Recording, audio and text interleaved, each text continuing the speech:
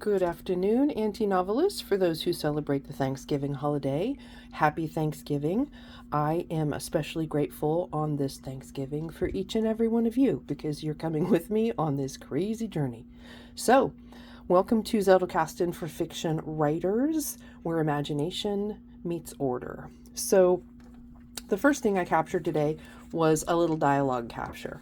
And I labeled it Dialogue at Branch because this is something, no question, that my main male character would say.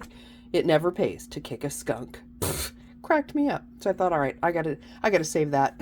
That was overheard today at our family gathering, which my family is from Peculiar, Missouri. You literally cannot make this stuff up. Yeah, so I went home to Peculiar today and had a lovely day with my family. So we've been talking about the different ways of lining out your story, whether you're working on scenes, you're working on story plotting, you're working on your diagrams that visually lay out your story, you're doing character development, whatever you're doing. The next question that I got is, what does the work in progress look like? Well, it's exactly what it sounds like. You've done your pre-work, your research, what have you.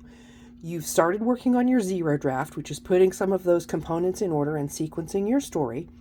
The next thing you're going to do, my friends, is you're going to tackle what I call the instruments of writing. What are the instruments of writing? Well, they're anything that you say they are. In one regard, it's just your thoughts about your story and getting those thoughts down onto your note cards, whether they're story cards, they're character cards, what have you. You're doing the writing and getting those ideas out.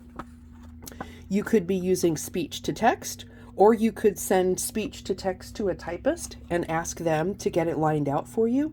That way you can see those words on the page and you've got something to edit. You could go to pen and paper, or as my mentor Scott Scheper advocates for the yellow legal pad, which I totally love. However, full disclosure, I prefer to use either recycled happy planners or a notebook. I like spiral sidebound notebooks. Right now, this is one of my favorites. I like mine spiral so that I can turn the whole page over on itself and just have a nice flat writing surface. My problem with legal pads is if they are bound at the top, you have to fold the page over, and it's an OCD thing. It drives me crazy. I don't like my pages folded over. So if I'm going to use yellow legal pads, I get the kind that are spiral bound at the top. But mostly I like these 8.5 by 11 binders, spiral binders, college rule, and the dividers in them are repositionable. Absolutely love these. So when I'm drafting by hand, I do go in though, I got to customize everything, you know me. I do go in and I cut out half of the binder tabs so it just makes them easier to move around and mark my places. So that's what I like to write in. So maybe you're writing it out by hand. Maybe you're using some kind of tool like this. This is where I'm showing you my fancy stuff. This is the Remarkable 2. I think it's called the Remarkable Pro. It's the newest one. And it comes with a stylus that attaches to the side. I'll tell you the truth. I don't love it yet. I really, really, really wanted to love it, but I'm still getting a feel for the way that the stylus writes on it.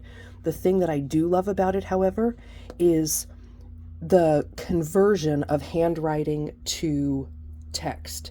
That is excellent. Absolutely excellent. So, get my password in so that we can take a look here. If you're going, and I'll just show you this really quick just because it's kind of groovy. If you're on a document and you're going to do a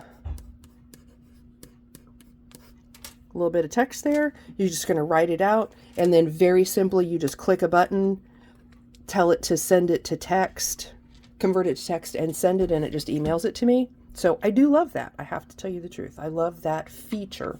So if I don't feel like wrangling my notebook, I just write on my Remarkable and then send it by email to myself. It converts it into text and boom, I'm rolling down the road. Then you have your traditional typewriter and obviously your computer or laptop using a keyboard. So any of those methods combine, mix, and match, how they make sense to you, how they complement your workflow. The most important thing is when you have your zero draft elements and you've started working on your character development, your scenes, and working out that plot, that's when you start writing. You start getting those elements on the page or onto your note cards, what have you. It really is that simple.